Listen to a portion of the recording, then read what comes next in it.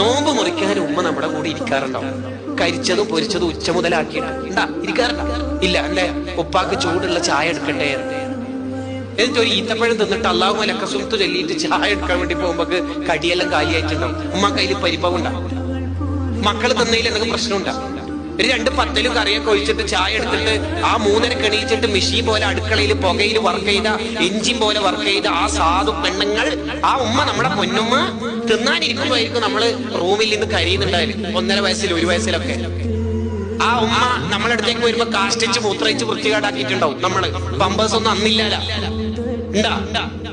അങ്ങനെ നമ്മളെ വൃത്തിയാക്കാൻ വരുമ്പോ ഉമ്മ മൂക്കിന് കൈവക്കോ? കാഷ്ടവും മൂത്രവും മണത്തിട്ട് ദുർഗന്ധം കൊണ്ട് ജീവിതത്തിൽ വെച്ചിട്ടുണ്ടാവൂല. അവർക്കെന്തോ മണക്കൂല. അതന്നെ അതിന്റെ സംഭവം. അതെന്തോ ഒരു സംഭവം. അവർക്കത് മണക്കൂല. ഉമ്മ ലാനത്തൊന്നും ചെയ്യൂല. ഉമ്മ ശപിക്കുകയും ചെയ്യില്ല. മോനെ കുഞ്ഞിക്കുട്ട എന്നൊക്കെ പറഞ്ഞിട്ട് സ്നേഹിച്ചിട്ടുള്ള വാക്കും പറഞ്ഞ് ദ്വാരന്നിട്ട് കടത്തുവാടെ. മാജിക്കിലാ കടത്തല്. ആ കടത്തത്തിന്റെ ഒരു രസമുണ്ട്. ഉമ്മ അടുത്തന്നെ ഉണ്ട് തോന്നിപ്പിക്കാൻ 2 തലയണലൊക്കെ വെക്കും. എന്നിട്ട് ചെരുപ്പ് ഇടുമ്പോ എന്റെ മോള് എണീക്കോന്ന് പേടിച്ചിട്ട് ചെരുപ്പ് എടുത്തിട്ട് അപ്പുറത്തേക്ക് പോകുമ്പോ നേരത്തെ വെച്ച പത്തലൊക്കെ മരക്കഷ്ണായിട്ടുണ്ടോ ഉണങ്ങിയിട്ട്. പരിഭവം ഉണ്ടോ ഉമ്മക്ക്? ഇല്ല. പ്രസവിക്കുമ്പോ വേദനയിൽ ടെൻഷൻ ഉണ്ടാ? ഇല്ല. നമ്മുടെ കാരണം കൊണ്ട് നമ്മുടെ ഉമ്മന്റെ ഉപ്പന്റെ കണ്ണെന്ന് ഒരു തുള്ളി വീണാൽ മുഴുവൻ തീർന്ന് ജീവിതം മുഴുവൻ തീർന്നു പോയി. വരുത് ആ കണ്ണെന്ന് വരാൻ പാടില്ല.